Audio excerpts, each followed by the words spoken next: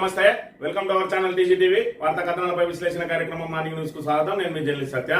ముందుగా రాష్ట్రంలో జరుగుతున్న రాజకీయ పరిణామాలను కనుక పరిశీలించినట్లయితే తెలంగాణ రాష్ట్ర రాజకీయాలన్నీ కూడా హైదరాబాద్ సెంట్రల్ యూనివర్సిటీ చుట్టూతోనే తిరుగుతా ఉన్నాయి.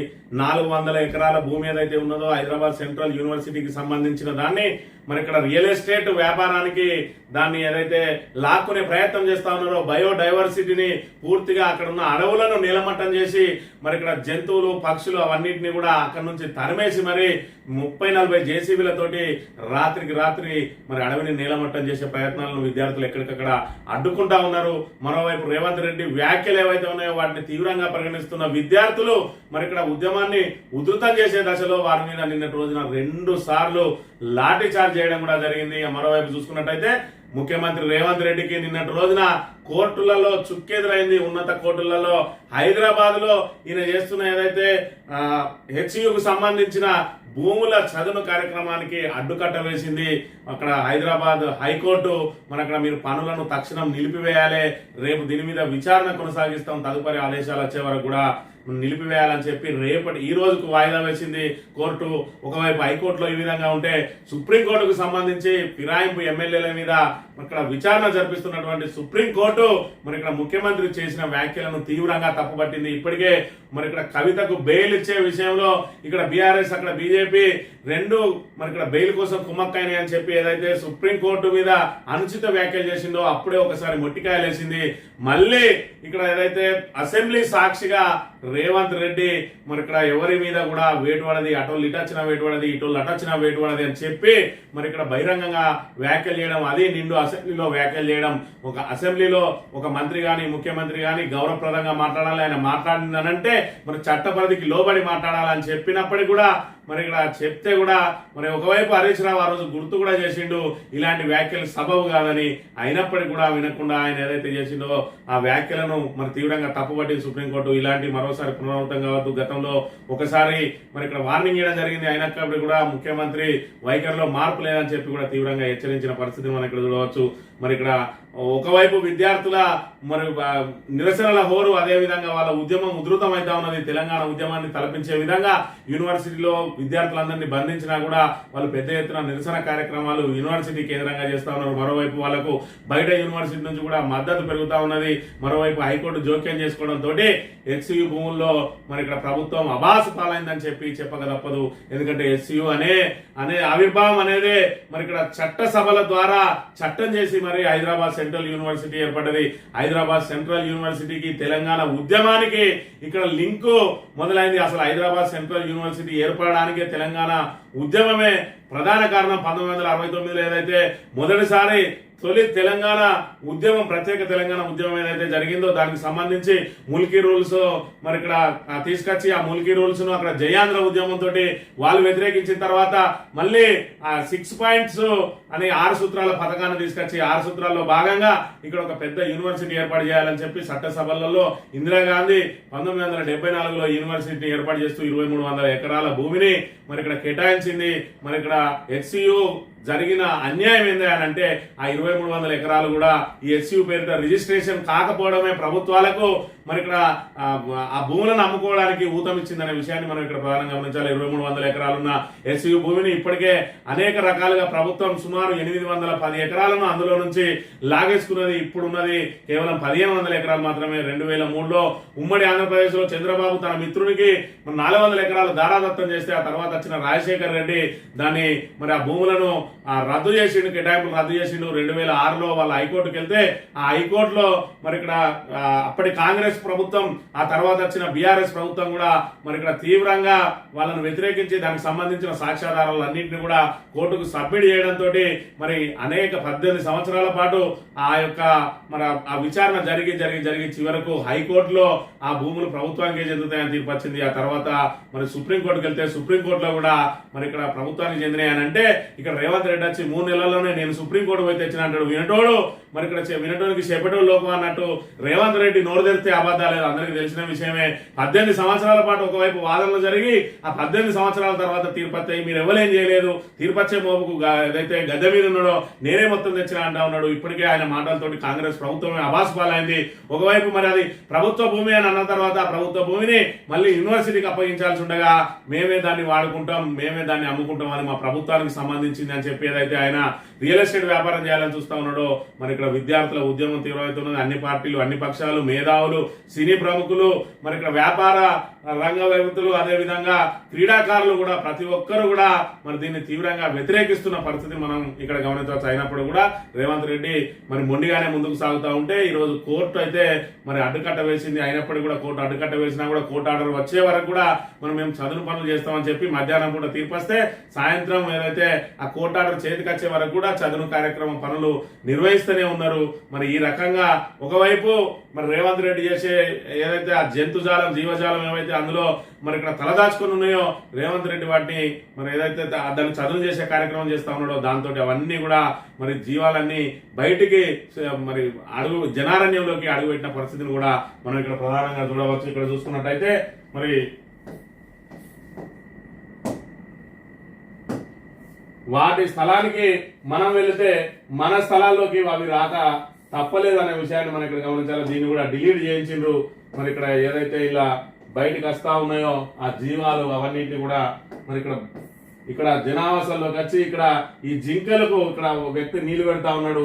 మరి దీన్ని కూడా ఆల్రెడీ మరి ఇక్కడ ఎక్స్ నుంచి తొలగింపజేయించారు, దీని మీద కంప్లైంట్ చేసిన విషయాన్ని కూడా మనం ఇక్కడ ప్రధానంగా గమనించాలి. ఇక వార్తా కథనాలను కనుక పరిశీలించినట్లయితే ముందుగా నమస్తే తెలంగాణలో సర్కారీ గూండాగిరి, ఎస్సీలో లాఠీచార్జ్, పోలీసుల వీరంగం, వర్సిటీ రణరంగం, శాంతియుత ర్యాలీపై విరుచుకుపడ్డ కాకీలు, ప్రొఫెసర్లను చూడకుండా చితకబాదిన వైనం, విద్యార్థులకు తోడుగా గలం విప్పిన అధ్యాపకులు, చెట్టు పెరిగితే అడవి అవుతుందా, ఇది జూపెల్లి మాట.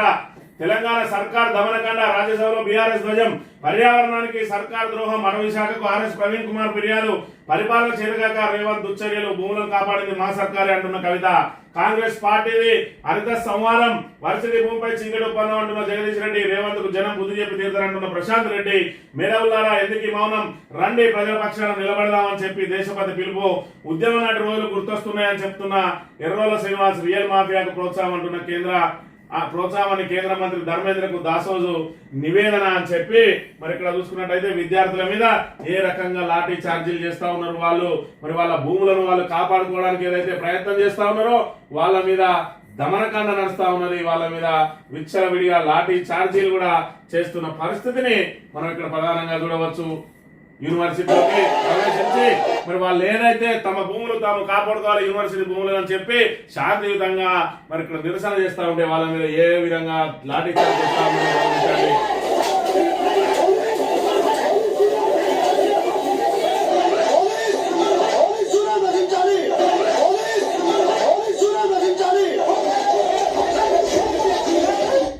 ఈ రకంగా వాళ్ళ మీద విరుచుకుపడి యూనివర్సిటీ లోపలికి వెళ్లి మరి యూనివర్సిటీ నుంచి విద్యార్థులు ఎవరు కూడా బయటకు రాకుండా చుట్టూ గేట్లు వేసి వాళ్ళను నిర్బంధించారు.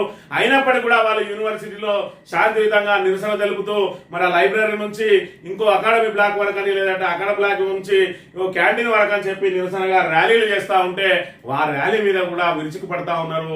మరి ఇక్కడ వాళ్ళు చేసే నిరసనలన్నిటి కూడా జాతీయ స్థాయిలో మీడియాకు వెళ్తా ఉన్నాయి. ప్రతి ఒక్కరి చేతిలో కూడా సెల్ ఫోన్ ఉన్నది. అలా జరిగే దమనకాండను మీడియాను లోపలికి అనుమతించినప్పటికీ కూడా విద్యార్థులు వీడియోలు తీసి ఆ వీడియోలను ఏదైతే బయటకు పంపిస్తా ఉన్నారో అది పెద్ద ఎత్తున వైరల్ గా మారుతా ఉన్నది. దాంతో మరి ఇక్కడ ఆగ్రహించిన రేవంత్ రెడ్డి వాళ్ళ మీద ఏ విధంగా దుశ్చర్యలకు పాల్పడతా ఉన్నాడో ఇక్కడ గమనించాలి. ఇందిరమ్మ ఇచ్చిన భూములను ఏదైతే 1974లో 2300 ఎకరాలు ఎక్స్ యూనివర్సిటీకి కేటాయించిందో ఆ కేటాయించిన భూములను తిరిగి అందులో నుంచి 400 ఎకరాలను స్వాధీనం చేసుకోబోతా ఉన్నాడు. ఇప్పటికే 810 ఎకరాలు ప్రభుత్వాలు వివిధ మరి ఇక్కడ కంపెనీలకు అని చెప్పి అప్పచెప్పడం జరిగింది. మిగిలిన 1500 ఎకరాల్లో 400 ఎకరాలు ఏదైతే చంద్రబాబు నాయుడు తన మిత్రునికి ఇవ్వాలని చూసిండో అది కాపాడి తిరిగి యూనివర్సిటీకి అప్పగించాల్సిన ప్రభుత్వం ఈ రోజు మేము కాపాడిన ప్రైవేట్ వ్యక్తుల చేతి నుంచి అంటున్నాడు. మరి కాపాడితే లాభం ఏమున్నది, దాన్ని తీసి నువ్వు మళ్ళీ వేరే రియల్ ఎస్టేట్ కి అప్పచెప్పిన తర్వాత దాని ద్వారా యూనివర్సిటీ విద్యార్థులకు ఏం లాభం అనే విషయాన్ని ఇక్కడ ఒకసారి మనందరం కూడా గమనించాలి. ఈ రకంగా ప్రశ్నించిన పాపానికి ఈ రోజు యూనివర్సిటీ విద్యార్థులు వివిధ రాష్ట్రాల నుంచి ఉన్నారు. ఆ వివిధ రాష్ట్రాల విద్యార్థులు ఏడాదో 2 ఏళ్ళో 3 ఏళ్ళో వాళ్ళ చదువు పూర్తయితే ఎక్కడ వాళ్ళకి అక్కడ వెళ్ళిపోతారు. కానీ హైదరాబాద్ కు ఊపిరితిత్తులాంటి ఆ 400 ఎకరాలు ఇక్కడ మరి బయోడైవర్సిటీ ఉన్నది, అక్కడ రాక్స్ ఉన్నాయి, లేక్స్ ఉన్నాయి, మరి ఇక్కడ జంతుజాలం ఉన్నది, మరి అరుదైన జింకలు ఉన్నాయి, అరుదైన నక్షత్ర తాబేళ్లు ఉన్నాయి. అదే విధంగా మరి ఏదైతే ఇక్కడ దానికి సంబంధించి మరి జింకలు కూడా అందులో కలకలలాడుతున్న పరిస్థితి. దాని ద్వారానే ఈ రోజు మరి ఇక్కడ కాంక్రీట్ జంగల్ గా మారిన హైదరాబాద్ కు ఎంతో కొంత ఆక్సిజన్ లభిస్తా ఉన్నది. ఏంటంటే మరి ఇటు హెచ్సియు ద్వారా, అదే విధంగా అది వ్యవసాయ యూనివర్సిటీ ద్వారా, ఈ 2 యూనివర్సిటీలలో ఆల్రెడీ వ్యవసాయ యూనివర్సిటీ కూడా మరి ఏదైతే హైకోర్టు కడతామని చెప్పి అందులో భూములను కూడా లాగేసుకున్నారు. ఇక్కడ కష్టపడికి రియల్ ఎస్టేట్ చేయడం కోసం ఇందులో 400 ఎకరాలను ఇప్పుడు వాడడానికి ఏదైతే ప్రయత్నం చేస్తా ఉన్నదో దీన్ని తెలంగాణ యావత్ సమాజం ఇక్కడ ఖండించాల్సిన అవసరం ఉన్నది. ఎవరైతే ఖండిస్తారో వాళ్ళను గుంటనక్కలతో పోల్చిండు రేవంత్ రెడ్డి. దానికి కూడా విద్యార్థులు మరి ధీటుగానే సమాధానం చెప్పిండ్రు. ఇక్కడ చూసుకున్నట్టయితే మరి ఇక్కడ వాళ్ళు నిరసన కార్యక్రమం చేసే కార్యక్రమంలో భాగంగా ఏదైతే గుంటనక్కలు అన్నారో, మేము గుంటనక్కలమే, మరి ఇక్కడ ఇది మా డెన్ను, ఇది మా ల్యాండ్, ఇవి మా హక్కులు, మేము గుంటనక్కలమే, మా గుంటనక్కలమే కానీ మేమేం పందికొక్కులం కాదు అని చెప్పి మరి ఇక్కడ ఒక విద్యార్థిని మాట్లాడుతున్న మాటలను కనుక మనం ఇక్కడ గమనించినట్టయితే, మేము గుంటనక్కలమే కానీ మీలా పందికొక్కులం కాదు, మా భూమి మీకు ఎందుకు వస్తా ఉన్నారు అని చెప్పి ఇక్కడ మన విద్యార్థులందరూ కూడా తీవ్రంగా నిరసన వ్యక్తం చేస్తున్న అంశాన్ని మనం ఇక్కడ ప్రధానంగా చూడవచ్చు.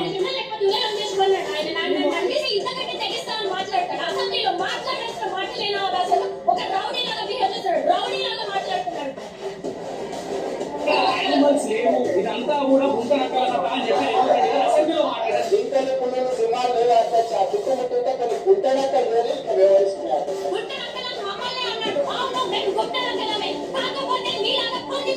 మాట్లాడారు. అవును, మేము గుంటనక్కలమే, మీలాగా పందికొక్కలమైతే కాదు కదా అని చెప్పి విద్యార్థి లోకం ఏ విధంగా తిరగబడతా ఉన్నది. ఈ విద్యార్థులకు అండగా నిలవాల్సిన బాధ్యత ప్రతి పౌరుని మీద ఉన్నది. అదే విధంగా కాంక్రీట్ జంగల్ గా మారుతున్న హైదరాబాద్ ను కాపాడుకోవాల్సిన బాధ్యత ఉన్నది. పర్యావరణ పరిరక్షణ కోసం మరి ఇక్కడ అనేక నిధులు కేటాయిస్తుంది ప్రభుత్వం, కానీ ఉన్న పర్యావరణాన్ని ఇక్కడ మరి ఇక్కడ పూర్తిగా ధ్వంసం చేస్తా ఉన్నాడు రేవంత్ రెడ్డి. మరి ఏదైతే మరి అమ్మ పేరు మీద ఒక చెట్టు నాటండి అని చెప్పి నిధులు చెప్తాడు రేవంత్ రెడ్డి.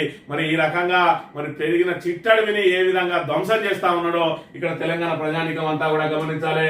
మరి ఇక్కడ ఈ విద్యార్థులు ఏదైతే వాళ్ళు మా భూములు మాకే అని చెప్పి ఏదైతే పోరాటం చేస్తా ఉన్నారో, పోలీసుల దమనకాండ ఏ విధంగా ఉన్నదో ఇక్కడ మనం గమనించాలి. అప్పుడు చూసుకున్నట్టయితే లగచర్లలో తన అల్లుడికి ఏదైతే ఫార్మా కంపెనీలకు భూములు కట్టబెట్టడం కోసం ఏ విధంగా గిరిజనుల మీద దమనకాండ చేసిండో, ఈ రోజు విద్యార్థుల మీద కూడా అదే రకమైన దమనకాండ చేస్తా ఉన్నాడు. పరిపాలన చేతగాక అసమర్థ పాలనతోటి ఏదైతే ఇచ్చిన హామీలను నెరవేర్చలేక, సంక్షేమ పథకాలను కొనసాగించలేక ఇక్కడ చతికిల పడ్డ ప్రభుత్వం తన అస్తవ్యస్త నిర్ణయాలతోటి ప్రభుత్వ ఆదాయాన్ని పూర్తిగా తగ్గించుకొని ఇప్పుడు ఏం చేయాలో పాల్పోని స్థితిలో ఈ రోజు యూనివర్సిటీల భూములను కూడా అమ్ముకోవడానికి వెనకాడడం లేదనే విషయాన్ని మనం ఈ చర్య ద్వారా మరి గమనించవచ్చు.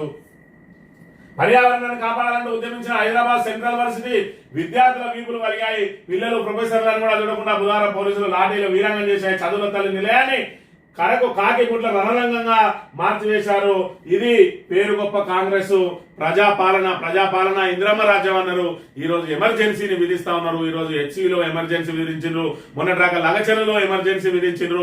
ఇది ఇందిరమ్మ రాజ్యం అని అంటే మరి ఏదో ఇందిరమ్మ రాజ్యం అంటే పేదలకు సంక్షేమ పథకాలన్నీ అందుతాయి, పేదలకు మరి నిలువ నీడ దొరుకుతుంది, అన్ని రకాలుగా పేదలను ఆదుకుంటారు అనుకున్నారు. కానీ ఇందిరమ్మ రాజ్యంలో దానిలో చీకటి కోణం కూడా ఉన్నది. ఆ చీకటి కోణాన్ని రేవంత్ రెడ్డి అవలంబిస్తున్నారని చెప్పి మరి ఆ రోజు అనుకోలేదు. మార్పు పేరుతోటి ఈ రోజు గొప్ప మార్పు తీసుకొని వచ్చిండు. విద్యార్థులకు మరి ఇక్కడ ఉద్యోగులకు సబ్బండ వర్గాలకు మేము స్వేచ్ఛనిస్తామన్నాడు. ఇక్కడ ఏదైతే మరి ఇక్కడ నిరసన తెలియజేస్తూ శాంతియుతంగా నిరసన తెలియజేస్తున్న వారి మీద లాఠీలు చూపించి గొప్ప మార్పును తీసుకొచ్చిండు రేవంత్ రెడ్డి అనే విషయాన్ని మనం ఇక్కడ ప్రధానంగా గమనించాలి. ఇంచు భూమి కూడా ఇచ్చే ప్రసక్తే లేదు. యూనివర్సిటీ నుంచి బుల్డోజర్లు వెనక్కి పోవాల్సిందే. ప్రభుత్వం చూపిన దొంగ డాక్యుమెంట్లని అధ్యాపకులు చెప్తా ఉన్నారు. విపక్షాలపై నిందలు సరికాదు అని చెప్పి అరగోపాలు చెప్తున్న పరిస్థితి. మరి నిన్నటి నుంచి ఏదైతే బోధనా సిబ్బంది కూడా అధ్యాపకులందరూ కూడా మరి విద్యార్థుల ఉద్యమానికి అండగా నిలిచిండ్రు. వాళ్ళు కూడా ప్రత్యక్షంగా నిరసన కార్యక్రమంలో పాల్గొన్నారు. ఈ రోజు నుంచి మరి బోధనేతర సిబ్బంది కూడా విద్యార్థులకు అండగా నిలవడానికి నిర్ణయించుకున్నారు. మరి అదే విధంగా జవహర్ లాల్ నెహ్రూ యూనివర్సిటీ ఢిల్లీ కేంద్రంగా ఉన్నటువంటి ఆ యూనివర్సిటీ విద్యార్థులు కూడా సంఘీభావం ప్రకటించిండ్రు. ఇంకా హెచ్సియు విద్యార్థులను కనుక మరి నిర్బంధించినట్టయితే, అదే విధంగా వాళ్ళని కనుక లాఠీ చార్జీలతో వేధించినట్టయితే అన్ని యూనివర్సిటీలకు ఈ ఉద్యమాన్ని విస్తృతం చేస్తామని చెప్పి నిన్నటి రోజున వాళ్ళు వాళ్ళు హెచ్చరిక కూడా జారీ చేయడం జరిగింది. మరోవైపు మరి ఇక్కడ జాతీయ ఛానళ్లన్నీ కూడా ఘోషిస్తా ఉన్నాయి, విద్యార్థులను హింసించి వాళ్ళ భూములను లాక్కునే ప్రయత్నం చేస్తా ఉన్నారని. అయినప్పటికీ కూడా మరి ఇక్కడ కాంగ్రెస్ అధినేత ఏదైతే రాహుల్ గాంధీ ఉన్నాడో ఆయన ఇప్పటి వరకు కూడా స్పందించిన పాపాన పోలేదు. మరి ఇక్కడ ఎలక్షన్లకు ముందు మరి మొసలి కన్నీరు కాస్తూ రోహిత్ వేముల అనే విద్యార్థి అక్కడ ఏదైతే ఆత్మహత్య చేసుకున్నాడో మరి యూనివర్సిటీకి వచ్చి మీరు ఒక్క పిలుపు పిలిచి మీకు ఎప్పుడు ఇబ్బంది అయినా కూడా ఒక్క పిలుపు పిలిస్తే రాహుల్ గాంధీ వచ్చి మీ ముందట వాళ్తాడు అన్నాడు. పిలుపు కాదు, ఇక్కడ వాళ్ళ వీపులు వలుగుతా ఉన్నా కూడా రాహుల్ గాంధీ మరి ఇప్పటి వరకు ఇలా ఆహాకారాలు ఆయనకు వినవస్తలేవు. జాతీయ మీడియా మరి కోడై కూస్తున్నా కూడా ఆయన చెవులకు మాత్రం వినబడతలేదు. ఆయన కళ్ళకు గంతలు కట్టుకొని తిరుగుతా ఉన్నాడు. కేవలం చేతిలో సంవిధానకు బచావో అని చెప్పి రాజ్యాంగం చేతిలో పట్టుకొని తిరుగుతాడు. రాజ్యాంగాన్ని ఈ విధంగా కూనీ చేస్తా ఉన్నా కూడా ఆయన పార్టీకి సంబంధించిన ముఖ్యమంత్రి మంత్రులు కూనీ చేస్తా ఉన్నా ఆయన మాత్రం స్పందించిన పాపాన పోడు అని చెప్పి చెప్తున్న పరిస్థితి. మరి ఇక్కడ చూసుకున్నట్టయితే నిన్న రోజున హైకోర్టులో ఏదైతే పిల్ వేసిరో దానికి సంబంధించి మరి ఇక్కడ స్టే విధించింది. మీరు అక్కడ రేపటి వరకు పనులు చేయొద్దు, రేపు మేము విచారణ చేసి దాని మీద నిర్ణయం తీసుకునే వరకు పనులు ఆపండి అని చెప్పి ఏదైతే చెప్పిందో అయినప్పటికీ కూడా హైకోర్టు వద్దన్నా లెక్కే లేదు. తక్షణమే పనులు ఆపండి, హెచ్సిబి భూములపై హైకోర్టు ఉత్తర్వు, ఒక్కరోజు పనులు ఆపాలని ఆదేశం నేడు కొనసాగనున్న విచారణ. అయినా చాలాసేపటి దాకా పనులు ఆపని ప్రభుత్వ అధికారులు. కోర్టు ఆర్డర్ చేతికి అందేదాకా కొనసాగించి తీరుతామని స్పష్టీకరణ. తీవ్ర స్థాయిలో ధ్వజమెత్తిన మేధావులు, జర్నలిస్టులు, నెటిజన్లు ఫోటోలు, వీడియోల పోస్టింగ్ ఎట్టకేలకు పనులాపిన ప్రభుత్వం అని చెప్పి ఇక్కడ హైకోర్టు తీర్పు వచ్చిన తర్వాత కూడా మరి ఇక్కడ వీళ్ళు పనులు సాగిస్తా ఉన్నారని చెప్పి దానికి సంబంధించి లాటిట్యూడ్ అదే విధంగా టైం బ్యాండ్ తో సహా ఇక్కడ దీన్ని ఫోటోలు తీసి మరి నిన్న రోజున వాట్సాప్ లో మరి ఇక్కడ పోస్ట్ చేయడం జరిగింది. ఈ టైం చూసుకున్నట్టయితే మరి 5:23 సాయంత్రం 5:23 నిన్నటి రోజున ఇంకా కూడా మరి జేసీబీలతో పనులు నడిపిస్తా ఉన్నది. మధ్యాహ్నం పూటనే పనులు ఆపాలని చెప్పి మరి హైకోర్టు స్టే విధిస్తే సాయంత్రం 5:30 కూడా ఇంకా సాగుతూనే ఉన్నది. చీకటయ్యే వరకు కూడా పనులు కొనసాగినాయి. లాస్ట్ కు పెద్ద ఎత్తున మరి ఇక్కడ సోషల్ మీడియాలో విమర్శలు రావడంతో అక్కడ పనులను నిలిపివేసింది ప్రభుత్వం. ఈ రకంగా అరాచకాలు సృష్టిస్తా ఉన్నది. మీడియాను లోపలికి అనుమతించడం లేదు, బయట వ్యక్తులు ఎవరిని లోపలికి అనుమతిస్తలేదు. ఎస్సీయూను రణరంగంగా మారుస్తా ఉన్నది కాంగ్రెస్ ప్రభుత్వం అనే విషయాన్ని మనం ఇక్కడ ప్రధానంగా గమనించాలి. ఇక సీఎం అసెంబ్లీలో ఏం మాటలేవి, ఆ వ్యాఖ్యలు రాజ్యాంగాన్ని అవమానించడమే, 10వ షెడ్యూల్ ను అభాస్యం చేయడమే. బహిరంగ సభకు అసెంబ్లీకి వ్యత్యాసం ఉంటుంది, మళ్ళీ ఇలాంటి వ్యాఖ్యలు పునరావృతం కావద్దు. ముఖ్యమంత్రి రేవంత్ రెడ్డిపై సుప్రీంకోర్టు ఆగ్రహం. మేము శక్తిహీనులం కాదు, జస్టిస్ బిఆర్ గవాయ్. స్పీకర్ చర్యలు తీసుకోకుంటే చూస్తూ ఊరుకుండాలా? స్పీకర్ ను కోర్టుకు పిలిపించిన సందర్భాలు ఉన్నాయి. ప్రజాస్వామ్య రక్షకులుగా మా బాధ్యత నిర్వర్తిస్తాం. ఎమ్మెల్యేల అనర్హత కేసులో సుప్రీంకోర్టు వ్యాఖ్యలు. నిన్న రోజున సుప్రీంకోర్టు కీలక వ్యాఖ్యలు చేసింది. ఒక్కటేమో రేవంత్ రెడ్డి ఏదైతే శాసనసభలో మరి ఇక్కడ ఎలాంటి ఉప ఎన్నికలు రావు, ఎలాంటి వేటు పడది.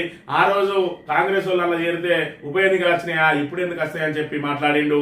ఆ మాట్లాడిన సందర్భంగా సుప్రీంకోర్టులో ఉన్న విషయాన్ని ఏ విధంగా మాట్లాడతారు అని అంటే మరి అక్కడ ఆయన ఏం మాట్లాడిందంటే బయట మాట్లాడద్దు, సభలో మాట్లాడితే మాకు రక్షణ ఉంటుంది అన్నాడు. మరి ఇక్కడ కోర్టు ఏం మాట్లాడింది, మీరు ఏదైతే బహిరంగ సభకు అసెంబ్లీకి వ్యత్యాసం ఉంటుంది, బహిరంగ సభలో నీ నోటికి వచ్చింది మాట్లాడుకుంటే మాట్లాడుకోవచ్చు కాక, కానీ నిండు అసెంబ్లీలో మరి ఇక్కడ రాజ్యాంగబద్ధంగా మాట్లాడాల్సిన వ్యక్తివి అని చెప్పి మరి ఇక్కడ సుప్రీంకోర్టు వ్యాఖ్యానించింది. మరి ఆ రోజే చెప్పిండు హరీష్ రావు కూడా, ఇది అసెంబ్లీలో కోర్టులో ఉన్న అంశాన్ని ప్రస్తావించరాదు అని చెప్పినప్పటికీ కూడా ఆయన వినకుండా ఆయన మాటలను కూడా కోట్ చేస్తూ బరాబరి అసెంబ్లీలో మాట్లాడితే మాకు రక్షణ ఉంటుంది అన్నాడు. ఈ రోజు సుప్రీంకోర్టు ఏ విధంగా మొట్టికాలేసింది, ఆయన ఏం మాట్లాడింది ఒకసారి గమనించినట్టయితే, అధ్యక్ష, నేను తమ ద్వారా ఎవరైతే ఉన్నారో సభ్యులు ఎవరు ఆందోళన చెందాల్సిన పని లేదు. ఏ ఉప ఎన్నికలు రావు, వారి ఉప ఎన్నికలు వారు కోరుకున్నా రావు. హరీష్ రావు గారు బాగా గుర్తు చేశారు. విషయం సుప్రీం కోర్టులో ఉంది. ఆ సుప్రీం కోర్టులో సబ్జుడిస్ అయిన విషయంలో లోపల నేను మాట్లాడితే కొంత ప్రొటెక్షన్, బయట మాట్లాడేవాళ్ళకి ఒక ప్రొటెక్షన్ ఉండదు. This house is immune for certain laws. ఈ సభలో మనం కొన్ని విషయాలు ప్రస్తావించవచ్చు. సభకు రక్షణ ఉంది తమ నాయకత్వంలో. గౌరవ ముఖ్యమంత్రి గారు మాట్లాడుతూ ఈ హౌస్ కు ఇమ్యూనిటీ ఉంది, ఈ హౌస్ లో మేము కోర్టుల గురించి కూడా ఏదైనా మాట్లాడొచ్చు అని ముఖ్యమంత్రి గారు మాట్లాడారు. I'm quoting Kaul and check the page number 1021. ముఖ్యమంత్రి గారు ఏమన్నారంటే, మేము ఈ 10 మంది ఎమ్మెల్యేలు డిస్క్వాలిఫై కారు, అది గతంలో కాలేదు, ఇప్పుడు కూడా కారు అంటే నేను వెంటనే ఇక్కడ నుంచి సుప్రీంకోర్టులో ఉన్న మ్యాటర్ మీరు ఎట్లా మాట్లాడుతున్నారంటే మాకు ఇమ్యూనిటీ ఉంది, మేము ఏదైనా మాట్లాడొచ్చు ఈ సభలో లోపల. సాక్షాత్తు ఆయననే మాట్లాడిండు. ఆఖరికి హరీష్ రావు గారు గుర్తు చేసినా కూడా మేము ఇక్కడ సభలో మాట్లాడచ్చు, మాకు ఇమ్యూనిటీ ఉన్నది, మాకు రక్షణ ఉన్నది మీ ఆధ్వర్యంలో అని చెప్పి ఏదైతే స్పీకర్ చెప్పిండో అదే అంశాన్ని ఉటంకిస్తూ మీరు 10వ షెడ్యూల్ను అపహాస్యం చేస్తా ఉన్నారు. శాసనసభలో మాట్లాడాల్సిన మాటలేనా ఇవి? కోర్టులో ఉన్న అంశం మీద మరి సోయి లేకుండా ఎట్లా మాట్లాడతామని చెప్పి మొట్టికాయలు వేసిన పరిస్థితిని మనం ఇక్కడ ప్రధానంగా గమనించవచ్చు. గతంలో చూసుకున్నట్టయితే మరి ఇక్కడ కవితకు సంబంధించిన బెయిల్ విషయంలో కూడా అనుచిత వ్యాఖ్యలు చేసి సుప్రీంకోర్టుతో మొట్టికాయలు తిన్న రేవంత్ రెడ్డి రెండోసారి సుప్రీంకోర్టు తోటి మొట్టికాయలు తిన్న పరిస్థితి. ఒకవైపు మరి ఇక్కడ సుప్రీంకోర్టులో ఆయనకు చుక్కెదురైంది, రెండో వైపు హైకోర్టులో కూడా చుక్కెదురైంది. నిన్నటి రోజున స్పీకర్ అధికారాలలో కోర్టులు జోక్యం చేసుకోవద్దని చెప్పి ఏదైతే ఆయన మరి వ్యాఖ్యలు చేసిండో స్పీకర్ తరపు న్యాయవాది, మరి ఆయనకు అంటే మీరు ఏదైనా చేస్తే మేము చేతులు ముడుచుకొని కూర్చోవాలన్నా, అంటే మీరు 4 ఏళ్ల వరకు కూడా చర్యలు తీసుకోకపోతే మరి మేము ఇలాగే చూస్తూ కూర్చోవాలన్నా, రాజ్యాంగాన్ని కాపాడాల్సిన బాధ్యత మా మీద ఉన్నది. మరి స్పీకర్ ను కూడా కోర్టుకు పిలిచిన సందర్భాలు ఉన్నాయి, మీరు గుర్తుంచుకోండి. ఖచ్చితంగా సర్టెన్ టైం అంటే మరి సముచిత సమయం అంటే ఎంత కావాలో మీరు ఖచ్చితంగా స్పష్టం చేయాల్సిందే అని చెప్పి మరి ఇక్కడ బలంగా మరి ఇక్కడ తన వాదనను వినిపించింది. అదేవిధంగా మళ్ళీ దాన్ని ఈ రోజుకు వాయిదా పడ్డది. ఖచ్చితంగా కూడా ఫిరాయింపు ఎమ్మెల్యేల మీద వేటు తప్పది అని చెప్పి నిన్నటి రోజు సుప్రీంకోర్టు వ్యాఖ్యలను బట్టి, అదేవిధంగా మరి ఏదైతే ముఖ్యమంత్రికి వేసిన మొట్టికాయలను బట్టి ఈరోజు తెలుస్తా ఉన్నది. మరి ఇక్కడ మొండిగా పోయే రేవంత్ రెడ్డికి వరుసగా చుక్కెదురైతేనే ఉన్నది. ప్రజా అభిష్టానికి విరుద్ధంగా ఏదైతే మరి ఇక్కడ ఆయన కార్యక్రమాలు కొనసాగిస్తా ఉన్నాడో, ఇక్కడ ఎస్సీ భూముల వ్యవహారం అయితే అదేవిధంగా ఫిరాయింపు ఎమ్మెల్యేల విషయంలో నోటిదులతోటి మాట్లాడిన మాటలు కూడా మరి ఇక్కడ రేవంత్ రెడ్డిని వ్యక్తిగతంగా, అదేవిధంగా కాంగ్రెస్ ప్రభుత్వ ప్రతిష్టను, కాంగ్రెస్ పార్టీ ప్రతిష్టను మరి ఏదైతే రాజ్యాంగాన్ని కాపాడాలని, సంవిధానకు బచావో అని చెప్పి రాజ్యాంగాన్ని పట్టుకొని తిరుగుతున్న మరి ఇక్కడ రాహుల్ గాంధీ మరి ఇక్కడ ఈ కోర్టు వ్యాఖ్యలతోటి ఆ కాంగ్రెస్ ప్రతిష్ట మరి దిగజారుతున్న అంశాన్ని అయితే మనం ఇక్కడ గమనించాలి. ఇక కలెక్టర్ సందీప్ జైలుకు పంపాలన్నా, న్యాయస్థానం ఉత్తర్వులు అంటే మీకు లెక్కలేదా? తప్పు జరిగిందని ఒక పక్క ప్రభుత్వం ఒప్పుకుంటే మీరు న్యాయవాదితో ప్రత్యేకంగా వాదిస్తారా? ఎన్నాళ్ళు జైల్లో పెట్టాలి? 20 రోజుల 100 రోజుల? సిరిసిల్ల కలెక్టర్ సందీప్ కుమార్ పై హైకోర్టు నిపుణులు విచారణకు వచ్చి కోర్టులోనే నిల్చుండిపోయిన కలెక్టర్ అని చెప్పి కలెక్టర్లు అంటే మొత్తం సర్వం మా చేతుల్లోనే ఉంటుంది, మేము ఆడిందే ఆట పాడిందే పాట అని చెప్పి కలెక్టర్లు అధికార దుర్వినియోగానికి పాల్పడతా ఉన్నారు. సిరిసిల్ల కలెక్టర్ అయితే మరి ఇక్కడ గతంలో చూసుకున్నాం, ఏదైతే సిరిసిల్లలో మరి కేటీఆర్ పేరు మీద టీ స్టాల్ పెడితే మరి దానికి ఏదైతే ఆ లైసెన్స్ లేదని చెప్పి టేలకు టేల అక్కడి నుంచి తొలగిస్తే మళ్ళీ కేటీఆర్ అభిమానికి మరి సెపరేట్ అన్ని పర్మిషన్లు తీసుకొని ఆయనకు మరొక రూమ్ ను రెంట్ కు తీసుకొని మరి ఆయనతో టీ స్టాల్ పెట్టించిండు.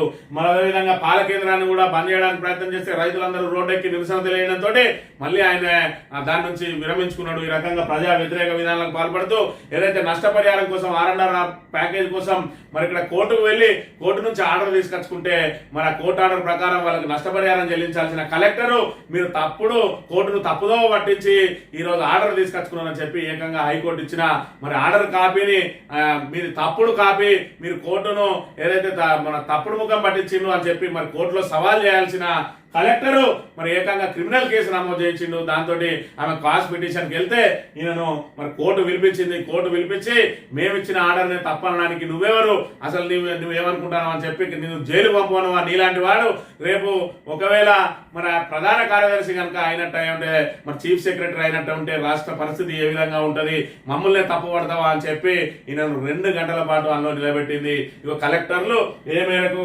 అధికార దుర్వినియోగానికి పాల్పడుతున్నారు అనేదానికి ఇది పరాకాష్ఠగా మారింది. అదేవిధంగా భూపాల్పల్లి కలెక్టర్ చూసుకున్నట్టయితే భూపాల్పల్లి కలెక్టర్ మరి ఇక్కడ ఏదైతే కౌలు రైతులు ఆత్మహత్యలు అయితే వాళ్లకు నష్టపరిహారం కోసం వాళ్ళు అప్లై చేసుకుంటే CMRF నుంచి మరి 9 కోట్ల చిల్లర ఆ జిల్లాకు వస్తే అందులో 3 లబ్ధిదారుల పేర్లను మార్చేసిండు కలెక్టరు. మరి పూర్తి స్థాయిలో వాళ్ళ పేర్ల మీద అలొకేషన్ అయి వచ్చిన తర్వాత ఏదైతే వెనుక పేర్లు ఎవరైతే ఉన్నాయో వీళ్ళ పేర్లను తొలగించి వాళ్ళకి ఇంక్లూడ్ చేసి వాళ్ళకి ఇచ్చిండు. దాని మీద ఎస్సీ మరి నేషనల్ డైరెక్టర్ దగ్గరికి వెళ్ళిండు. వీళ్ళు నేషనల్ డైరెక్టర్ దగ్గరికి వెళ్తే వాళ్ళు అక్కడ మరి నాకు నోటీస్ ఇవ్వడం జరిగింది. ఆ నోటీస్ మీద ఇప్పటి వరకు రిప్లై ఇవ్వకపోవడం తోటి 2వ నోటీసు పంపించిండు నిన్నటి రోజున.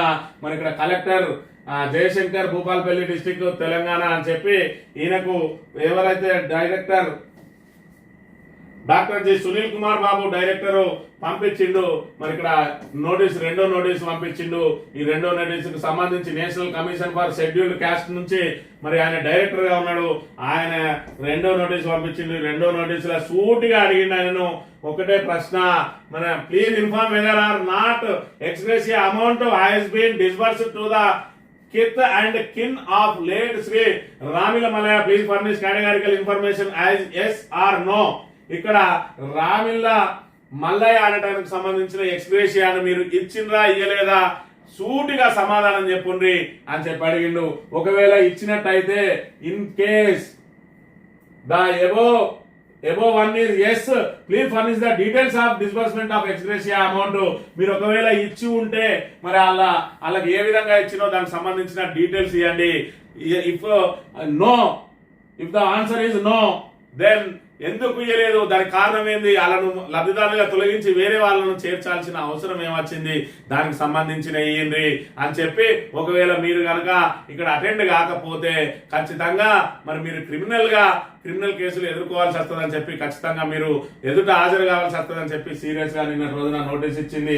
ఏదైతే మరి ఇక్కడ ప్రభుత్వం ద్వారా ఆల్రెడీ ఎవరి పేరు మీద అయితే శాంక్షన్ అయినాయో ఆ పేర్లను తొలగించి వేరే వాళ్ళ పేర్లను మరి ఇక్కడ ఆయన ఏదైతే ఆయనకున్న విస్తృత అధికారులతోటి మరి ఇక్కడ ఒక ఎస్సీకి సంబంధించిన ఎక్స్గ్రేషియాను వేరే వ్యక్తికి కేటాయించిండు. ఆయన పేరు మీద వాళ్ళు ఏదైతే అక్కడ నుంచి ఎక్స్గ్రేషియా వస్తుందని చెప్పి వాళ్ళు ఆ సచివాలయం వరకు వెళ్ళి వాళ్ళు ఫాలో అప్ చేసుకుంటే వాళ్ళు అక్కడ నుంచి మీ పేరు మీద ఆల్రెడీ మరి ఫండ్ రిలీజ్ అయింది, మీరు కలెక్టర్ని కలుగున్నానంటే కలెక్టర్ దగ్గరికి వచ్చినప్పటికీ మీకు తర్వాత వస్తుంది, ఇవి వేరే వాళ్ళకి ఇచ్చినామని చెప్పడంతో వాళ్ళు హతాశులైనరు. తిరిగి వాళ్ళు నేషనల్ డైరెక్టర్ని కలిసిండ్రు.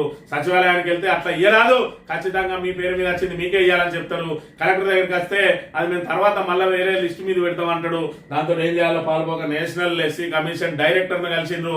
దాంతో ఆయన ఇక్కడ నోటీసులు జారీ చేసిండు. ఈ విధంగా కలెక్టర్లు అధికార దుర్వినియోగం పాల్పడతా ఉన్నారు. అధికార పార్టీ నాయకుల కన్సర్న్లలో వాళ్ళ ఒత్తిడి మేరకు ఇక్కడ లబ్ధిదారులను కూడా మార్చేస్తా ఉన్నారు. అదే విధంగా సిరిసిల్ల కలెక్టర్ అయితే ఏకంగా మరి అధికార దుర్వినియోగానికి పాల్పడుతూ మరి ఇక్కడ ఏదైతే చిరు ఉద్యోగుల మీద, చిరు వ్యాపారుల మీద తన ప్రతాపం చూపిస్తా ఉన్నాడు. ఆఖరికి ఎక్స్గ్రేషియా కోసం కోర్టుకు పోయి ఆర్డర్ తెచ్చుకుంటే ఆమె క్రిమినల్ కేసు నమోదు చేసి నిన్న రోజున దోషిగా కోర్టులో 2 గంటల పాటు నిలబడాల్సి వచ్చింది. మరి ఇక్కడ న్యాయస్థానాలు అనేటివి మన మీద ఉన్నాయని చెప్పి ఆలోచన చేసుకోవాలి వీళ్ళనే విషయాన్ని మనం ఇక్కడ గమనించాలి. ఇక సిఎండి పోస్టుకు 20 కోట్ల బేరం, డైరెక్టర్ పోస్టుకు 2 కోట్లు, గ్రేటర్ లోని ఓ డిఈ పోస్టుకు 40 లక్షలు, విద్యుత్ సంస్థల్లో ఉన్నత పదవుల కోసం లంచాలు, ఏఈల బదిలీలకు పెద్దల అనుమతి తీసుకోవాల్సిందే, 9-10 తేదీలో డైరెక్టర్ పోస్టులకు ఇంటర్వ్యూలు అని చెప్పి మరి ఇక్కడ సిఎండి పోస్టుకు 20 కోట్ల బేరమట, డైరెక్టర్ పోస్టులకు మరి 2 కోట్ల. విద్యుత్ సంస్థలకు సంబంధించి ఏదైతే ఇప్పటి వరకు మరి ఇక్కడ పదవి విరమణ పొందిన వాళ్ళను కూడా ఏదైతే కొనసాగిస్తున్నారో వాళ్ళందరినీ కూడా ప్రభుత్వం తొలగించింది. దాంతో కొత్త వాళ్ళను పెట్టుకోవాల్సిన అవసరం ఉన్నాయి. కాబట్టి ఇప్పుడు సిఎండి పోస్టుకు అదేవిధంగా డైరెక్టర్ల పోస్టుకు ఎవరైతే పోటీలు పడతా ఉన్నారో వాళ్లకు 20 కోట్లు 2 కోట్ల చొప్పున బేరసారాలు సాగుతా ఉన్నాయని చెప్పి ఇప్పటికే 20% కమిషన్ అని చెప్పి, అదేవిధంగా సింగరేణిలో కూడా మరి బదిలీలకు మరి ఇక్కడ డబ్బులు వసూలు చేస్తా ఉన్నారని చెప్పి పెద్ద ఎత్తున ఆరోపణలు వస్తున్నాయి. దాంతో ఇప్పుడు విద్యుత్ సంస్థలకు సంబంధించి కూడా మరి ఇక్కడ 20 కోట్లు 2 కోట్లు మరి ఇక్కడ ఆ డిఈ పోస్టులకు కూడా 40 లక్షలు 50 లక్షలు అని చెప్పి పూర్తిగా మరి పోస్టులను అమ్ముకుంటా ఉన్నది కాంగ్రెస్ ప్రభుత్వం అని చెప్పి నమస్తే తెలంగాణ ఇక్కడ వార్తలు ప్రచురించింది. ఇక 30 వరకు జిల్లాల సదస్సులు, ఎమ్మెల్యేలకు వినతి పత్రాలు అందజేత సమస్యలపై ఉద్యోగుల పోరుబాట, తెలంగాణ ఎంప్లాయీస్ చైర్మన్ జగదీశ్వర్ వెల్లడి. ఇప్పటి వరకు మరి ఓపికగా చూస్తా ఉన్న ఉద్యోగులందరూ కూడా ఈ ప్రభుత్వం మీద మరి 30 తారీఖు దాకా సదస్సులు ఏర్పాటు చేసి కనవంట ఎమ్మెల్యే కల్లా మనం ఇక్కడ వినతి పత్రాలు ఇచ్చి ఆ తర్వాత పోరుబాట పట్టాలని చెప్పి నిర్ణయించుకున్న పరిస్థితిని మనం ఇక్కడ చూడవచ్చు. రైతోత్సవ మహాసభకు అంకురార్పణ, పూజతో మహాసభ పనులు ప్రారంభం. ఉమ్మడి వరంగల్ జిల్లా నేతల ఆధ్వర్యంలో భూమి చదువు వేదిక ఏర్పాట్లు శురు. 20న బీజేపీ బీఆర్ఎస్ పార్టీ రైతోత్సవ మహాసభ అని చెప్పి మరి ఇక్కడ చూసుకున్నట్టయితే ఏదైతే ఏప్రిల్ 25 సంవత్సరాలు పూర్తి చేసుకున్న సందర్భంగా రైతోత్సవ సభను భారీ ఎత్తున నిర్వహించడానికి మరి ఇక్కడ ఉమ్మడి జిల్లాల వారీగా ఏదైతే ఇన్ఛార్జీలు ఉన్నారో ఇన్ఛార్జీలు ముఖ్య నాయకులతోటి మరి సమావేశాలు ఏర్పాటు చేస్తా ఉన్నారు. నిన్నటి రోజున నిజామాబాద్ మెదక్ వాళ్ళతో సమావేశం జరిగింది. ఈ రోజున ఉమ్మడి కరీంనగర్ వాళ్ళతోటి సమావేశం జరగబోతా ఉన్నది. అగ్రనేత మరి ఇక్కడ పూర్తిగా ఏదైతే ప్రభుత్వం మీద ప్రజా వ్యతిరేక విధానాలు అవలంబిస్తున్న కాంగ్రెస్ ప్రభుత్వం మీద ఇక పూర్తిగా పోరు సరపడానికి రైతోత్సవ సభ నుంచి ప్రారంభం చేయబోతా ఉన్నాడు, సమరశంకర్ పూరించబోతా ఉన్నాడు. దానికి పెద్ద ఎత్తున మరి జనాలను తరలించి మరి అక్కడి నుంచే ప్రజా వ్యతిరేక విధానాలను మరి ఇక్కడ ప్రజలతోటే ప్రజల భాగస్వామ్యంతో వాళ్ళ ప్రభుత్వం మెడలు వంచే కార్యక్రమానికి తెరలేకపోతా ఉన్నాడు ఇక్కడ కేసీఆర్ గారు అనే విషయాన్ని మనం ఇక్కడ గమనించాలి. ఇక తెలంగాణ దినపత్రిక విషయానికి వస్తే మేము చేతులు ముడుచుకొని కూర్చోవాలని చెప్పి సుప్రీంకోర్టు ఆగ్రహం చేసింది. 10వ షెడ్యూల్ ను అపాస్యం చేస్తున్నామని చెప్పిన పరిస్థితి. అదేవిధంగా హైకోర్టులో చుక్కేరు, అక్కడ సుప్రీంకోర్టులో మొట్టికాయలు. ఇక్కడ విద్యార్థుల మీద ఏదైతే లాఠీ చార్జ్ జరిగిందో దీంతో దేశవ్యాప్తంగా కాంగ్రెస్ పరువు ప్రతిష్టలు పూర్తిగా దిగజారిపోయినాయి. రాహుల్ గాంధీ పట్టుకొని తిరిగే మరి ఇక్కడ సంవిధానంతో బచావ్ అని రాజ్యాంగం ఏదైతే పట్టుకొని తిరుగుతాడో మరి ఇక్కడెందుకు రాజ్యాంగం నీ కాంగ్రెస్ ప్రభుత్వం ఎక్కడైతే ఉన్నదో అక్కడెందుకు రాజ్యాంగం అమలు జరుగుతలేదు రాహుల్ గాంధీ అని చెప్పి ఇప్పుడు దేశవ్యాప్తంగా ఆయనను ఒక మరి దోషిగా చూసే ప్రయత్నం జరుగుతా ఉన్నది. దానికి ఇక్కడ రేవంత్ రెడ్డి కారణం కాబోతా ఉన్నాడు అనే విషయాన్ని మనం ఇక్కడ ప్రధానంగా గమనించాలి. ఇక 10 లక్షల మందితో ప్రధాని మోడీని సన్మానిస్తా, హైదరాబాద్ లో భారీ సభ పెడతా, రిజర్వేషన్ల పెంపు మోడీ ఇష్టం, మాకు అవకాశం ఇస్తే చాలు, బీసీ రిజర్వేషన్ల కోసం మళ్లీ రాను, ఢిల్లీ బీసీ మహాధర్నాలో సీఎం రేవంత్ జంతర్ మంతర్ దగ్గర బీసీ నేతలతో కలిసి ధర్నా అని చెప్పి నిన్న రోజున బీసీ నేతలందరూ కలిసి అక్కడ జంతర్ మంతర్ దగ్గర ధర్నా చేస్తే ఆయన మాట్లాడే కార్యక్రమంలో భాగంగా మీరైతే మమ్మల్ని 42% పెంచుకోవడానికి మాకు మాత్రం అనుమతిస్తే చాలు, నువ్వు పెంచుకుంటావా పెంచుకోవా మాకు సంబంధం లేదు, మేము 42% పెంచుకోవడానికి అనుమతిస్తే 10 లక్షల మందితోటి మరి ఇక్కడ పెద్ద సభ ఏర్పాటు చేసి ప్రధాని మోడీకి సన్మానం చేస్తా అని చెప్పి మరి ఇక్కడ ఈయన మాటలు గారడి మాటలు ఏ విధంగా ఉంటాయంటే అది అయ్యేది కాదు, సచ్చేది కాదు. కాబట్టి మనం ఒకటి మరి ఇంకా బీసీలను బురిడి కొట్టియాలంటే రేవంత్ రెడ్డి పాపం ఇక్కడ ప్రత్యర్థి అయినా కూడా ఆయనకు సన్మానం చేస్తా అంటాడు. బీజేపీ పాపం ఒప్పుకోవట్లేదు అంటాడు. మరి నీకు నిజంగానే బీసీల మీద చిత్తశుద్ధి ఉంటే మరి ఇక్కడ చట్టసభలలో ఏదైతే బిల్లు పెట్టినావో దాన్ని గవర్నర్ ఆమోదం కోసం పంపకుండా ఢిల్లీకి పంపడంలో ఆంతర్యమైంది. దానికి చట్టబద్ధత ఎక్కడ దొరికింది రేవంత్ రెడ్డి? ఈ రకంగా బీసీలకు రిజర్వేషన్ పెంచడానికి కేంద్రానికి ఎట్లాగైతే ఇష్టం లేదో ఇక్కడ కాంగ్రెస్ కూడా ఇష్టం లేదు. కేవలం ఓట్ల కోసం బీసీలను ఏమార్చే ప్రయత్నంలో భాగంగా 42% ఇక్కడ రిజర్వేషన్ అమలు చేస్తామని కామారెడ్డి డిక్లరేషన్ లో పెట్టి ఈ రోజు ఏదైతే సబ్బండ వర్గాలను 6 గ్యారంటీలతో 420 హామీలతో ఏ విధంగా అయితే మోసం చేసిందో బీసీలను కూడా అదే కార్యక్రమంలో భాగంగా మోసం చేసింది. ఈ రోజు 6 గ్యారంటీలు ఏ విధంగా అయితే అమలైతలేవో ఆ రకంగానే బీసీల రిజర్వేషన్ కూడా ఇచ్చేదా సచ్చేదా ఒకటి అమలు చేస్తామని చెప్పైతే మాట అక్కడ పడేద్దాం, వాళ్ళే కొడుక సత్తరు మనకు సచ్చినట్టు ఓట్లేస్తారని చెప్పి ఈ రోజు బీసీలను మోసం చేసింది కాంగ్రెస్ పార్టీ అనే విషయాన్ని మనం ఇక్కడ ప్రధానంగా గమనించాలి. సభతో ప్రజలకు మనోధైర్యం ఇవ్వాలి, నియోజకవర్గానికి 1,00,000 మంది తగ్గొద్దు, ఎవరికి ఇబ్బందులు రానివద్దు, ఏర్పాట్లు దగ్గరుండి చూసుకోండి. నియోజకవర్గానికి 1,00,000 మంది అంటే 100 నియోజకవర్గాలు, 100 నియోజకవర్గాలు అంటే కోటి మందితో సభ పెడితే మొత్తం మరి దేశమే దద్దరిల్లిపోతుంది. మరి ఆ చుట్టుపక్కల సంబంధించి ఏదైతే వరంగల్కు సమీపాలను ఉన్న నియోజకవర్గాల నుంచి మాత్రం ఖచ్చితంగా 1,00,000 టార్గెట్ పెడతా ఉన్నారని చెప్పి అదే విధంగా ఏది ఏమైనా 10 లక్షలకు మాత్రం తగ్గకుండా భారీ సభ నిర్వహించడానికి ఏర్పాట్లు అయితే చేస్తా ఉన్న పరిస్థితిని మనం చూడవచ్చు. ఇక్కడ చూసుకున్నట్టయితే సాక్షి దినపత్రికలో వక్ఫ్ బిల్లు పాస్, వారి వేడి చర్చానంతరం సవరణ బిల్లు లోక్సభ ఆమోదం. మోదీ సర్కార్ ప్రతిష్టాత్మకంగా తీసుకున్న వక్ఫ్ సవరణ బిల్లు 2025 లోక్సభ బుధవారం ఆమోదించింది. బిల్లుకు అనుకూలంగా 288, వ్యతిరేకంగా 232 ఓట్లు పడ్డాయి. అంతకుముందు బిల్లుపై 12 గంటల పాటు సుదీర్ఘంగా చర్చ జరిగింది. బిల్లు రాజ్యాంగ విరుద్ధమని వివక్ష ఇండియా కూడా ఆరోపించగా పారదర్శకత కోసమని ప్రభుత్వం సమర్థించుకున్నది. ఇక్కడ బిల్లును ప్రవేశపెట్టిన ప్రభుత్వ వాదన ఏ విధంగా ఉందంటే వక్ఫ్ ఆస్తుల వినియోగంలో అవినీతిని రూపుమాపి పూర్తి పారదర్శకత తీసుకురావచ్చు. వక్ఫ్ ఆస్తులపై ఆగా ఖానీలు, బోరాలు, పస్మంద ముస్లింలు, ముస్లిం మహిళలకు భాగస్వామ్యం దక్కుతుంది. ఆస్తుల నమోదును తప్పనిసరి చేయడం వల్ల వాటి దుర్వినియోగానికి అడ్డుకట్ట వేయచ్చు. వక్ఫ్ బోర్డులో మహిళలకు కూడా విధిగా స్థానం కల్పించడం ద్వారా లింగ సమానత్వం సాధ్యపడుతుంది. ముస్లిం దేశాల్లో కూడా వక్ఫ్ ఆస్తులపై ప్రభుత్వ పర్యవేక్షణ నియంత్రణే ఉంటుంది. మరి ఇక్కడ వ్యతిరేకించే విపక్షాలు ఏమంటున్నాయంటే వక్ఫ్ బోర్డులో ముస్లిమేతరులకు ప్రాధాన్యం కల్పించడం అంటే ఆర్టికల్ 26 ద్వారా రాజ్యాంగం కల్పించిన మతపరమైన హక్కులకు వ్యతిరేకం. ఇదే తరాలో ఇతర మతాలకు చెందిన బోర్డులో ముస్లింలను నియమిస్తారా? వక్ఫ్ ఆస్తిని సెంట్రల్ డేటాబేస్ లో విధిగా నమోదు చేయని పక్షంలో వాటికి సంబంధించిన వివాదాల్లో కోర్టులను ఆశ్రయించే వీలుండడం చాలా క్రూరమైన నిబంధన. పేద ముస్లింలకు న్యాయం చేయాలన్న చిత్తశుద్ధి ప్రభుత్వానికి లేదు. అందుకే బిల్లులో వక్ఫ్ బోర్డులను సమర్థంగా పారదర్శకంగా నిర్వహించడానికి ఎలాంటి చర్యలు తీసుకోలేదని చెప్పి మరి ఇక్కడ వక్ఫ్ బోర్డును ఇండియా కూటమి వ్యతిరేకిస్తా ఉన్నదంటే దీన్ని కేవలం ముస్లిం ఓట్ల కోసమే వ్యతిరేకిస్తా ఉన్నది. మరి ఇక్కడ బీజేపీ ఏదైతే మతతత్వ పార్టీగా మరి ముద్రపడ్డది, ఆ మతతత్వ పార్టీగా ముద్రపడ్డది కాబట్టి మరి ఇక్కడ మేము మిగతా ఏదైతే ముస్లింలను మేము మా వైపు కన్వర్ట్ చేసుకోవాలి, ముస్లిం ఓట్లు గంపగుత్త వేయించుకోవాలని చెప్పి మరి ఇప్పటి వరకు కాంగ్రెస్ ప్రభుత్వం వక్ఫ్ బోర్డు ద్వారా అనేక హక్కులు కల్పించింది ముస్లింలకు. వక్ఫ్ బోర్డు ద్వారా ఏ రకమైన హక్కులు కల్పించింది అని అంటే ముస్లింలు ఎక్కడైనా మరి ప్రార్థన చేస్తే అది మన సొంత స్థలమైనా సరే అక్కడ ఒక్కరోజైనా ప్రార్థన చేసినా దానికి సంబంధించి ముస్లింలు అక్కడ నివసించినా లేదంటే అక్కడ దాన్ని వాడుకున్న ఆ స్థలాన్ని వాడుకున్న ఇన్ కేస్ మన దగ్గర ఏదైనా ప్రభుత్వ స్థలం కానీ ప్రైవేట్ స్థలం కానీ అక్కడ ఏదైనా ఒక సమావేశం పెట్టుకుంటో లేదంటే ఒక రోజు పోయి అక్కడ నమాజ్ చేయడం జరిగితే అది వక్ఫ్ వాస్తుగా ప్రకటించుకునే హక్కు ఇప్పుడు గతంలో ఉన్న ఏదైతే వక్ఫ్ బోర్డుకు సంబంధించి ఆ హక్కులు ఉన్నాయి. దానికి సంబంధించి మనం ఏదైనా వాదన వినిపించాలనంటే వక్ఫ్ బోర్డుకు సంబంధించి దానికి ఒక మరి దానికి సెపరేట్ కోర్టు ఉన్నది. ఆ కోర్టులో పోయి మన వాదన వినిపించుకోవాలి.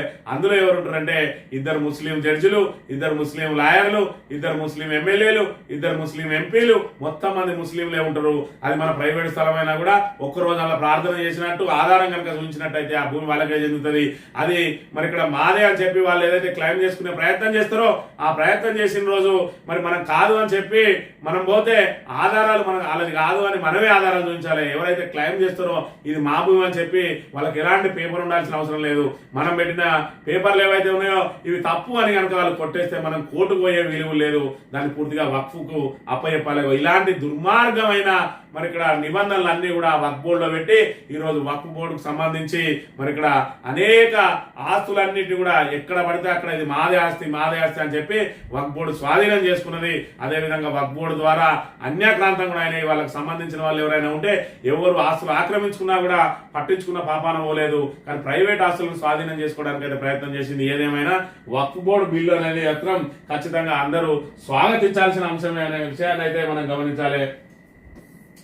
స్పీకర్ చర్యలు తీసుకోకుండా చేతులు కట్టుకొని చూస్తుండాలా. బీఆర్ఎస్ ఎమ్మెల్యేల అనర్హత పిటిషన్ల కేసులో సుప్రీంకోర్టు ఘాటు వ్యాఖ్యలు అని చెప్పి మరి ఇక్కడ ఖచ్చితంగా మేము జోక్యం చేసుకోవాల్సిందే. అవసరమైతే స్పీకర్ను కూడా కోర్టుకు పిలిపిస్తామని చెప్పి సుప్రీంకోర్టు నిన్నటి రోజున ఖరాఖండిగా చెప్పింది. దాంతో ఫిరాయింపు ఎమ్మెల్యేల గుండెల్లో రైలు పరిగెడతా ఉన్నాయి. మరి ఖచ్చితంగా ఫిరాయింపు ఎమ్మెల్యేల మీద వేటు తప్పది. అది రేవంత్ రెడ్డి కూడా తెలుసు. అందుకే 800 కోట్లతో స్టేషన్ గన్పూర్లో అభివృద్ధి కార్యక్రమాలకు శంకుస్థాపన చేసి మీరందరూ మరి ఇక్కడ కడియం శ్రీగారికి అండగా ఉంటేనే ఈ పనులన్నీ పూర్తయితాయి అని చెప్పి బ్లాక్ మెయిల్ కూడా మరి అక్కడ నియోజకవర్గ ప్రజలను బ్లాక్ మెయిల్ చేసి వచ్చిన విషయం కూడా మనందరికీ తెలుసు. మరి ఇక్కడ ఆల్రెడీ ఎమ్మెల్యేగా ఉన్న వ్యక్తికి వాళ్ళందరూ అండగా ఉండాల్సిన అవసరం వచ్చింది. ఆల్రెడీ ఓట్లు వేసిరు, గెలిచిండు. ఆయన 5 ఏళ్ల పాటు పదవిలో ఉంటాడు. మరి ఇక్కడ ఆయన పనులు పూర్తి చేయడానికి రోజు ఓటింగ్ అయితే పెట్టరు కదా. అంటే రాబోయే ఉప ఎన్నికల్లో మరి అక్కడ కడియం శ్రీగారిని గెలిపించండి అని చెప్పి చెప్పకనే చెప్పొచ్చిండు. మరి ఇక్కడ చూసుకున్నట్లయితే అసెంబ్లీనేమో మరి ఇక్కడ ఊకదప్పుడు ఉపన్యాసాలు మేకపోతు గాంభీర్యం ప్రదర్శించిండు. ఆఖరికి సుప్రీంకోర్టు తోటి కూడా మొట్టికాయలు తిన్న అంశాన్ని మనం ఇక్కడ ప్రధానంగా గమనించాలి. చెట్ల నరికివేతను ఆపండి అని చెప్పి మరి ఇక్కడ చెప్తున్న పరిస్థితిని మనం చూడవచ్చు. ఆంధ్రజ్యోతి విషయానికి వస్తే మరి ఇక్కడ సీఎం వ్యాఖ్యలకు సంబంధించి పెద్ద ఎత్తున వార్తను రాసింది. రాయక తప్పలేదు ఆంధ్రజ్యోతికి. ఇక్కడ చూసుకున్నట్టయితే మోదీ దిగి రావాలి, 42% బీసీ రిజర్వేషన్లకు అనుమతించాలి, లేదంటే ప్రధాని గద్దె దిగాలి. ఉద్యమం దేశమంతా కార్చిచ్చులా వ్యాపిస్తుంది. బీసీల ఆగ్రహాలకు బీజేపీ మసి అవుతుంది. దేశాన్ని జాగ్రత్త పరుస్తాం, అన్ని పార్టీలను ఏకం చేస్తాం. దిగిరాకపోతే గ్రామాల్లో మీ గద్దెలు గుంతాయి. అధికారం ఉందని ఆధిపత్యం చెలాయిస్తే ఊరుకోం, అధికారం ఉందని ఆధిపత్యం చెలాయిస్తే ఊరుకోమని చెప్పి రేవంత్ రెడ్డి లాంటి వాళ్ళే చెప్పాలి. ఇక్కడ హెచ్యూ మీద మరి ఇక్కడ బూట్లో ఏదైతే పోలీసు బూట్ కాళ్ళతోటి అణచివేసే ప్రయత్నం చేస్తూ ఇంకా అధికారం ఉంటుందని ఆధిపత్యం చెలాయిస్తే ఊరుకోమంటే నీకు వర్తిస్తుంది. ఫస్ట్ రేవంత్ రెడ్డి అధికారం ఉన్నదని ఆధిపత్యం చెలాయించడం మానుకోవాలి, అక్రమ కేసులు పెట్టడం మానుకోవాలి, ఇక్కడ యూనివర్సిటీల భూములు లాక్కోవడం మానుకోవాలి. హైడ్రా లాంటి వాళ్ళతోటి పేదల ఇల్లు కూలగొట్టి చెరువులను రక్షిస్తా ఉన్నావు.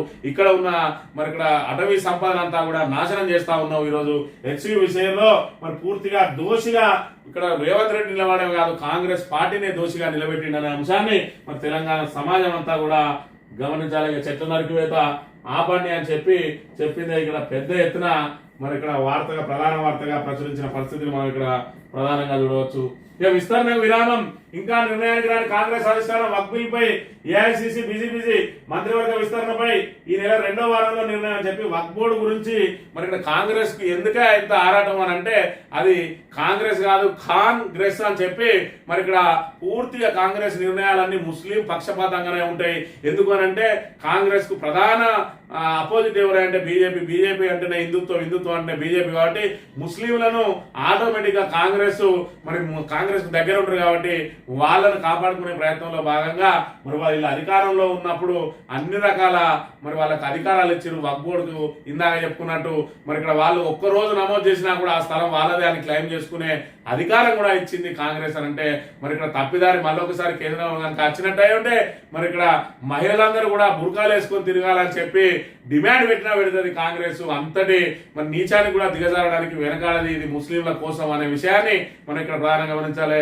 ఎందుకంటే వాళ్ళ మూలాలే ముస్లింలు ఉన్నాయి. మరి ఇక్కడ ఇందిరాగాంధీ ఏదైతే ఉన్నదో ఇందిరాగాంధీ భర్తనే మరి ఇక్కడ పర్షియన్ ముస్లిము కాబట్టి వాళ్ళకి అన్ని ముస్లిం మూలాలే ఉన్నాయని చెప్పి ఇక్కడ ప్రధాన ప్రతిపక్షాలన్నీ కూడా ఏ విధంగా అయితే ఆరోపణలు చేస్తా ఉన్నాయో వాళ్ళ విధానాలు కూడా అదే రకంగా ఉంటున్నాయనే విషయాన్ని ఇక్కడ మనం ప్రధానంగా చూడాలి. ఈనాడు దినపత్రిక విషయానికి వస్తే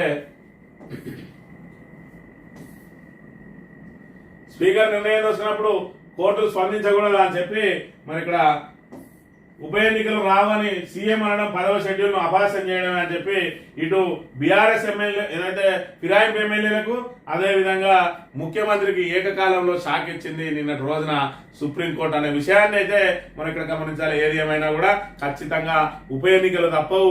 ఇక్కడ ఒకవైపు ఎస్సీ భూములతోటి మరి ఇక్కడ విద్యార్థులతోటి గోక్కున్నాడు.